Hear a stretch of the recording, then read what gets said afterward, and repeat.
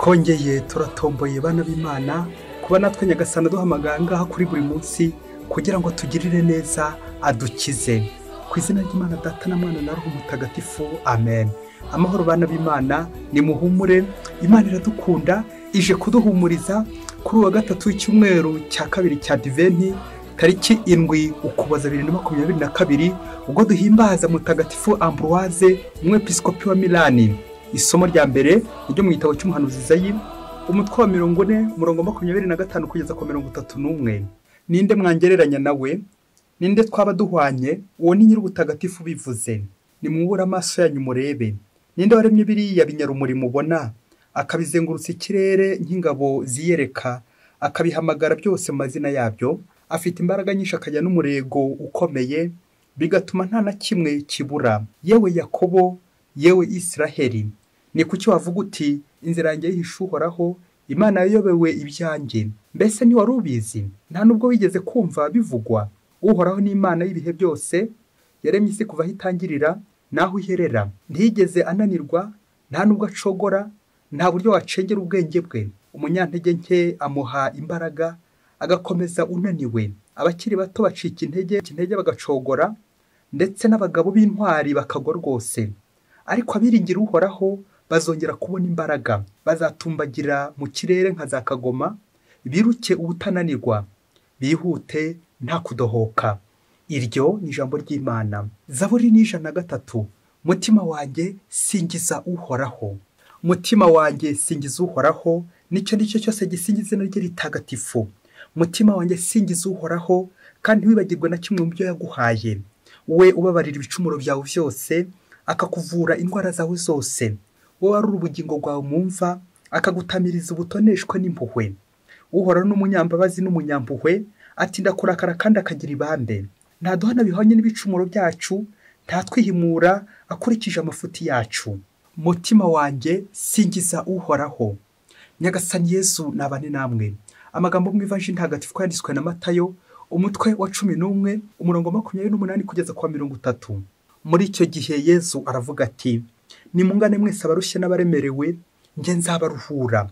Nimwikorere umutwaro wanjye kandi mundebereho, kuko ngira umutima ugwa neza kandi nkoroshya. Muzamererwa neza mu mitima yanyu. Koko rero umutwaro wanjye uroroshye, n'ibyo mbakorera ntibiremereye. Iyo ni Ivanjili ntagatifu. Yesu agira impuhwe nyinshi, ntiyanga abamusanga, akunda abamwegera, bakamusaba ibyo bakeneye. Tumuhabwe twese mu Karisiya ye. Bakristo bavandimwe, nidukomere kuri Kristo. Yesu agira impuhwe nyinshi, natwe tumusange maze adusanganire adukize. Uyu mwanya hanga kuri buri munsi tuje gutangara impuhwe za Yesu.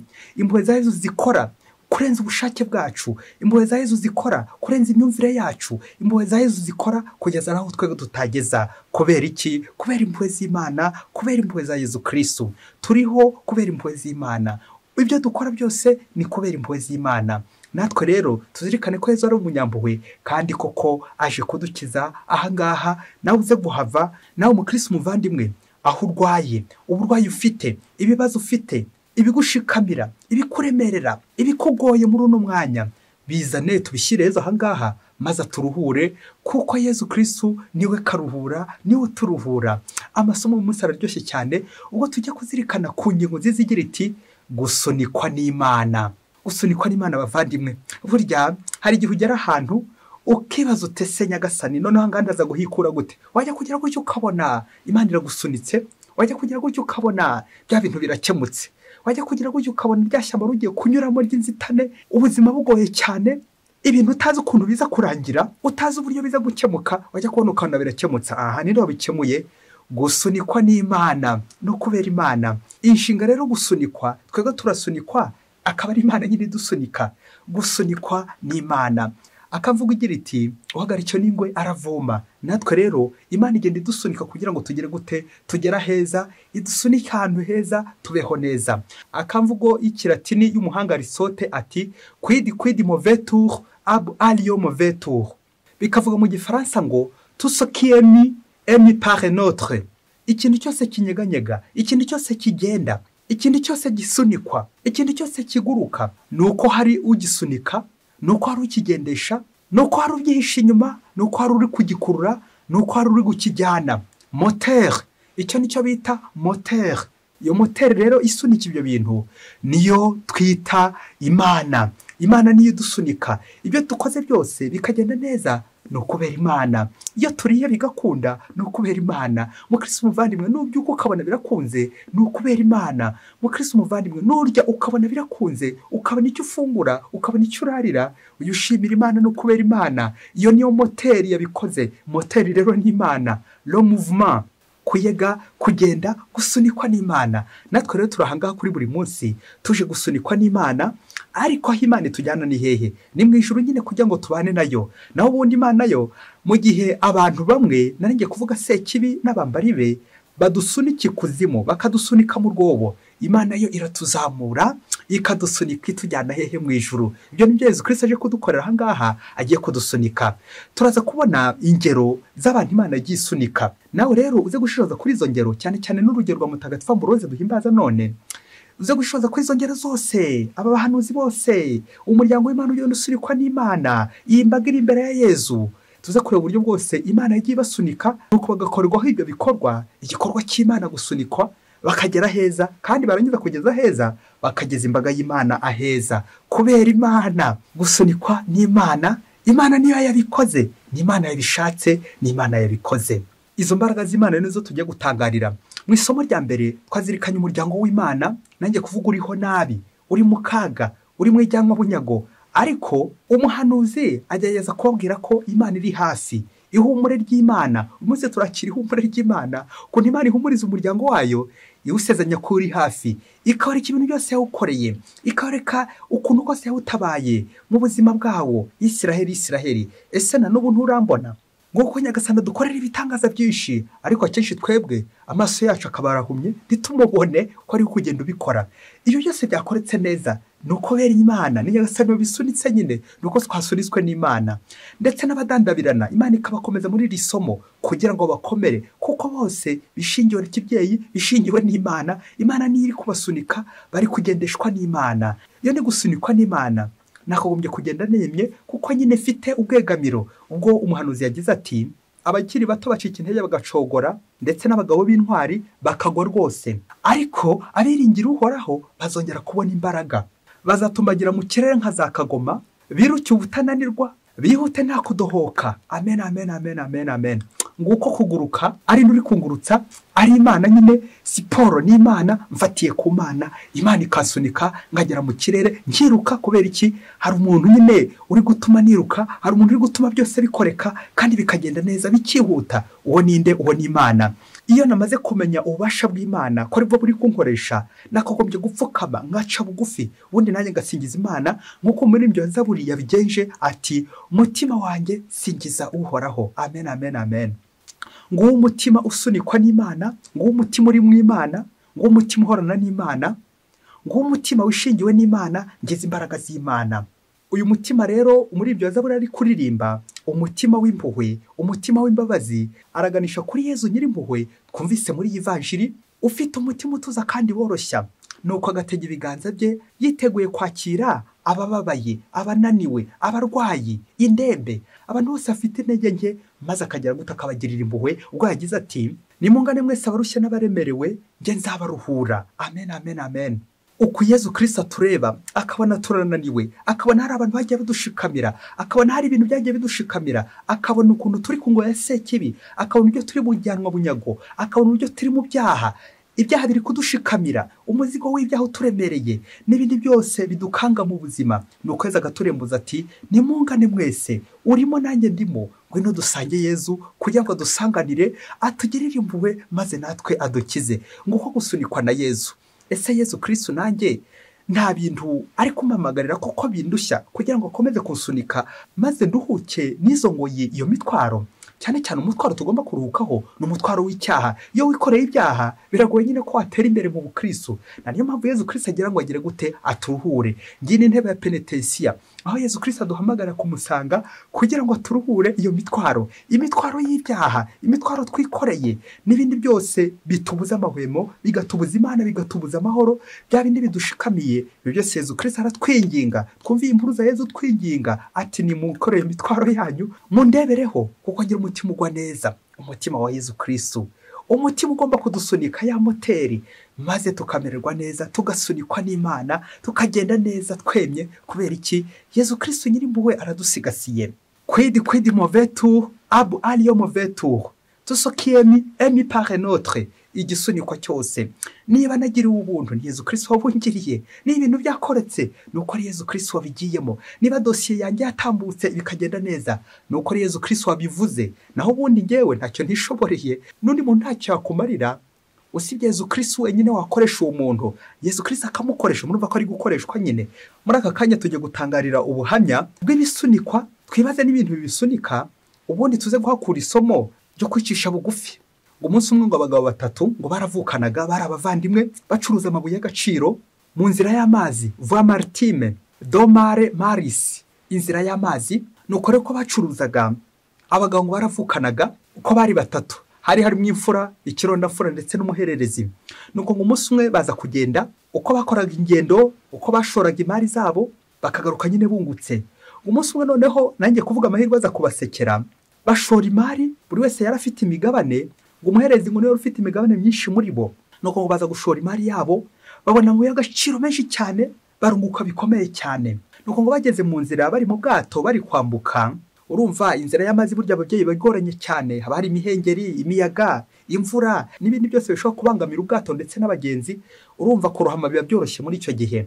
Ariko uyu muhererezi ngo akaba atarazi koga, ntiyari yakabimenya. Nuko ba bene wabo nyuma yo kubona koko imari itubutse babonye bikomeye cyane, nuko ngo bombi bajya ku ruhande, ubwo n'imfura n'ikirondamfura, maze bajya inama, bareba uburyo imari itubutse bwose, bareba uburyo umuhererezi mu kugabura ariho ko kuza kubakirana, akabona menshi cyane, akabona zahabu nyinshi cyane kubarenza, bityo akaba arabakiranye kandi ari we muto kuri bo.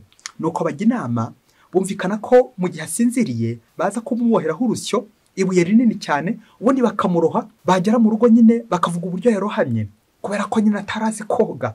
Ubundi ya mari bombi bakayikukana, batiriwe bamugisha inama, batiriwe bamuhaho, kuko nyine yapfuye. Nuko umugambi mubisha barawutsindagira. Biza kurangira ubwo bari bari mu bwato, wamuherezi koko ko yarakunda gufatwa n'ibitotsi, ngo arasinzira. Wamaze gusinzira, babandi babonye urwaho, nuko baramuha n'imigozi, bafata n'ikibuye kinini bamuhambiraho ku maguru. Barangije bakubita mu nyanja. Byumvikane naho umubyeyi, urumva ko ubanza no gusamba atarari gusamba. Bamaze kumuroha mu nyanja, bo bahita baromoka, baragenda no mu rugo kujya kuvuga ibyabaye. Ngo bageze mu rugo, urumva batangiye batabaza ati mudutabare. Bageze mu rugo kwa nyakwigendera, basanga y'umugore we, birumvikana n'abana, yamfura ndetse na cya kirondamfura, batangira kwabwira inkuru mbi, ukuntu nyine umuyaga wagiyemo. Nuko batangira koga, umuhererezi wabo agira gutya kubera ko atarazi koga, ahita ararohama. Ubwo muri ako kanya wa mugore wa nyakwigendera atangira kurira bikomeye cyane, amarira yo kwarika, ndetse n'ababana biwe bose batangira kurira, uburyo bagiye kuba imfubyi bikomeye cyane, ndetse n'uburyo nyine bakennye. Kandi koko uyu mugabo rero rutunze urugo. Ngaho namwe babyeyi murebe ukuntu abavandimwe babiri basigaye bajya gutangira bagabure za zahabu. Nuko amarira n'imiborogo muri urwo rugo, ndetse n'abaturanyi baza kubatabara, baza kubafata mu mugongo, kubera iyo nkuru kababaro nyine bari kubwirwa. Mu gihe bakivuga ibyo, bagihugiye muri ayo marira bari kurira bikomeye cyane, abantu benshi bahuriye baje gutabara, biteguye nyine kujya kureba umurambo, barebe ko watumburutse. Nuko bagiye kureba, babona wahundi bitaganya kugendera arahageze, ari kuzamuka yihuta. Nuko ababikubise imbere, yishimye cyane ari guseka. Abari aho bose bakubitwa n'inkuba, bibaza niba ari umuzimu babonye, barumirwa, birabashobera. Nuko batangira kubaza ibiri kuba. Buri wese ati sinzi ibiri kuba nanjye, sinzi ibiri kubera aha hantu. Undi ati ibi ni ibiki? Nuko bose baratungurwa bati sinzi uko byagenze. Bavandimwe bakubitwa n'inkuba, batangira kujyana inzara bibaza uburyo bamuroshye n'uburyo agarutse. Ngo habaye iki? Bose ntibabasha gusobanukirwa, ntibamenye ibyabaye, ntibamenye uko byagenze. Wababaje wese ati sinzi uko bigenze. Nuko uko wa mugore n'ababana bari batangiye kwishima, ndetse birumvikana bari aho bose batangiye kwishima kuri iyi foto nyine y'abavandimwe babiri, imfura ndetse n'ikironafura nabo uburyo batangiye kurebana ariko bya bindi by'uko nyine nta kundi nyine babigenza, nabo batangira baraseka mu byishimo bishoboke ko byari by'uburyarya. Nuko muri ako kanya bahereza mikoro nanjye kuvuga wari nyakwigendera, maze aratangira ababwira ibyishimo akamuri ku mutima. Ubwo yarasanze bari kurira ababaza uko byagenze, nuko bamaze kumuha mikoro arababwira ati umva rero, nagiye kubona mu gihe nari nsinziriye ngiye kumva numva ikibaye kinini kiramanutse nkaho cyari kimboheyeho mu maguru, ngiye kuva numva kiramanutse mu mazi, mpita rero nisanga ndi hejuru y'amazi sinzi uko byagenze. Nuko ngiye kubona mbona ngeze ku nkombe ntazi uko byagenze, imigozi yari imboshye ngiye kubona mbona nayo irabohotse sinzi uko byagenze. Nuko intero y'uyu muvandimwe umuhererezi iba ngo sinzi uko byagenze. Hari n'abandi bavandimwe be nabo bose baratangara bati sinzi uko byagenze, kuba twari twamuzirikiyeho urusyo kandi atarazi koga sinzi uko byagenze. Ari umugore we ari abaturanyi bose abati sinzi uko byagenze. Urumva nawe umubyeyi, umuntu wazirikiyeho urusyo, umuntu bazirikiyeho ibuye rimeze gutya bakajya gutya bakabona baramubonye sinzi uko byagenze. N'ikimenyimenyi noneho ngo ntiyarazi koga. Tekereza nawe umuntu utazi koga bakamuroha, bagira gutya bakabona nyine aratumburutse yongeye kugera imusozi yongera kugera mu rugo rwe sinzi uko byagenze. Aha mukuru iyi foto y'abavandimwe uburyo bagiye kugabana noneho ya zahabu n'uburyo bagiye kuha umuhererezi imigabane yuko ingana yose, kubera iki niyo ufitemo imigabane myinshi. Sinzi uko byagenze, sinzi uko byagenze. Bakristo bavandimwe, ngo uko Imana ikora twebwe dutazi nyine uko biri kugenda sinzi uko byagenze. Ntabwo wamubaza ngo byagenze gute ngo bishobore kuba uyu muntu arokoka impanuka imeze gutya, kuba umuntu arokoka uburiganya ubu bugambanyi bw'abavandimwe akaburokoka. Nawe umubyeyi urabona ko utamenya uko byagenze. Aha ibyo byose dutazi uko byagenze nuko hari wari ubiri inyuma wabisunitse, nuko hari uri inyuma wasunitse iyo dosiye sinzi uko byagenze. Uwo ni Imana yandero twaherewe Aristote kwidi movetur ab anyo movetur. Nguko umukristo umuvandimwe nawe uzagira gutya abantu bakugambaniye neza ibintu babyujuje uri imbere y'urupfu bagiye gukwica, wajya kubona ukabona Nyagasana aratambutse ati igenderesha tambuka dore inzira urakize, kubera Imana. Sinzi uko byagenze, uko utazi ukuntu byagenze ni ukubera Imana. Icyo nicyo bita nyine igitangaza. Kubera iki? Ni Imana yari ibirimo. Twebwe rero abantu hari ibyo tutamenya uko byagenze koko. Sinzi uko byagenze kubera iki? Ni Imana yabikoze, ntabwo ari ngewe, ntabwo ari wowe, ni Imana yabigiyemo. Ngirye ihumure rya Yesu Kristo nguko bashobora kugukorera imitwaro iremereye, urusyo, amabuye, ariko Yesu Kristo yagira gutya akagira gutya akabibohora. Wagira gutya ukagenda wemye nyine kubera iki? Ni Yesu wabikoze. Byabuye bakuzingiyeho Yesu yagize gutya arakubohora. Yesu uri gitangaza. Yesu Kristo wakoze byinshi bitangaje, no mu mazi urahagera Yesu Kristo akabigenza neza. Tuzajya tubona kenshi abantu bashobora gukohereza ikuzimu bagakuroha mu mazi, ariko Yesu Kristo we akagira gutya akakuzamura akagusunika hejuru, ubundi ukazamuka kubera Imana, ikaza kurangira ugeze ku nkombe kubera Imana. Yesu yavuze yesi, ntawe ushobora kuvuga no, kuko Yesu Kristo afite ububasha. Yesu Kristo n'umunyampuwe, icye ni ugushaka kudukiza n'igihe abantu batabishaka. Yesu icyo yashatse ni impuhwe ze nyine, ntago gikuka. Yesu yashatse gukorokora arabikora koko, akagukiza amenyo y'intare, akagukiza amenyo abantu bari bagiye gukuroha abakontresigise, nuko Yesu Kristo akagutabara. Yesu Kristo arantabara, nawe aragutabara. Humura turi kumwe ndagutabara. Ari mu mazi Yesu Kristo agera agakuvanayo, ari mu ishyamba ry'inzitane Yesu Kristo agakuvanayo, ari uburwayi bwananiranye Yesu Kristo akagira gutya akaguhumuriza, ndetse n'ibindi bibazo byaburiye ibisubizo. Aho ngaho Yesu Kristo arahari kugira ngo hashyire ihumure rye, ati humura nimungane mwese abarushye n'abaremerewe nge nzabaruhura. Tugiye gusoreza ku buzima bw'umuntu wasunitswe n'Imana, nawe ubuzima bwa mutagatifu Ambrose, ukuntu yasunitswe n'Imana. Nabyo koko ntawamenya uko byagenze, sinzi uko byagenze.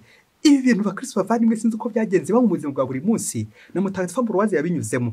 Ngo mutagatifu Ambroise yavukiye Trèves mu Budage muri 339. Ambrose rero ngo yaje korererwa i Roma, ngo bari naho yiga amashuri. Ayarangije ngo aba umuyobozi w'intara ya Milano mu Butaliyani. Ngo icyo gihe Ambrose ngo yari umwigishwa ngo atari habwa batisimu. Twumve noneho akakurikiye ukuntu Imana yamusunitse. Bavuga ukuntu ngo umwepiskopi wa Milano yatabarutse yitabye Imana, nuko bakomeza bashaka uwamusimbura. Ngo mu gihe bari mu kivunge, muve igitangaza ababyeyi, urumva Ambroise yarakira umwigishwa ngo haza kuza ijwi rivuga riti ngo bishoke ko ngo ryari ijwi ry'umwana ngo riravuga riti Ambroise umwepiskopi. Nuko bari aho bose ngo bakoma amashyi ngo Ambroise asimbura gutyo umwepiskopi wa Milano ngo kubera ubushishozi n'ubwitonzi bwe yari afite atorerwa mu kivunge la foule. Ikivunge rwose kubera ko kajwi iryo jwi ry'Imana twebwe dutazi uko byagenze. Bana utekereza umwepiskopi wa Milano Ambroise uzi ko ari wo amasakaramentu menshi nanjye kuvuga ku munsi umwe mu gihe gito kandi yari umwigishwa ngo muri icyo gihe nyine ngo hise abatizwa birumvikana nakomezwa ahabwa ubusaseridoti ndetse n'ubwepiskopi cyarimwe n'ukarisya birumvikana ngo hise ayihabwa n'indi mihango yose ijyana nabyo muri amasakaramentu yose Ambroise ahawe kubera iki gusunikwa n'Imana ijwi ry'Imana ngo ijwi rya rubanda yakagombye kuba nyine ijwi ry'Imana Ambroise agahabwa ijwi arivanye muri rubanda agatorwa muri rubanda. Ubundi ibintu ntabwo bikunze kubaho ariko kubera Imana birashoboka kandi bigakunda. Ambroise rero yakomeje kuba umushumba w'Imana, umushumba w'intwari ngo akora kiliziya bikomeye ahindura benshi bari barataye ukwemera barimo ndetse n'umutagatifu ukomeye cyane mutagatifu Agustin. Ambroise umwarimu we tuzi n'akandi kantu bavuga kuri Ambroise we wahimbye indirimbo cyangwa wenda yahimbwe no mu gihe cye yitwa Exultate cya gisingizo cy'itara rya Pasika turimba mu gitaramo cya Pasika. Ngo rero Ambroise duhimbasa none wasuniswa n'Imana agasunikwa koko n'imbaga y'Imana gusunikwa n'Imana. Quid mauvais tour ab alio mauvais tour tout ce qui est mis par notre. Bakristo bavandi mwumvise uburyo Imana isunika ibintu kandi bikagenda neza. Nawe rero kuri uyu munsi ushyira dosiye yawe imbere y'Imana. Yayindi abantu benshi bajya banyweraho amazi, yayindi abantu benshi bajya bika mu bubiko, maze nawe wegere Nyagasani mubwira uti Nyagasani nanjye sunika. Gusunikwa na Yezu, gusunikwa n'Imana, ugerayo amahoro bikagenda neza rwose ukaruhuka kuko Yesu Kristo ni karuhura agatura imitwaro iri dushikamiye. Yezu akajya gutya akayituruhura kubera iki aradusunika tukagerayo amahoro. Ndabibutsa ikiganiro cyatambutse anga kuri buri munsi kuri wa mbere tariki 5 Ukuboza 2022 cyatambutse saa 3 cyitwa ubusabanyiramana. Nawe rero iki kiganiro uzajya kuri buri munsi ucyumve, uzajya kuri buri munsi bityo nawe bikongerera imbaraga, bikongerera ihumure mu Mana. Gusunikwa n'Imana buri munsi bityo duhumurizwe na Nyagasani buri munsi. Mwese Imana ibahe umugisha. Imana Data na Mwana na Roho Mutagatifu. Amen. Padiri Masumbuko na Disilasi wa Diyosesi ya Cyangugu.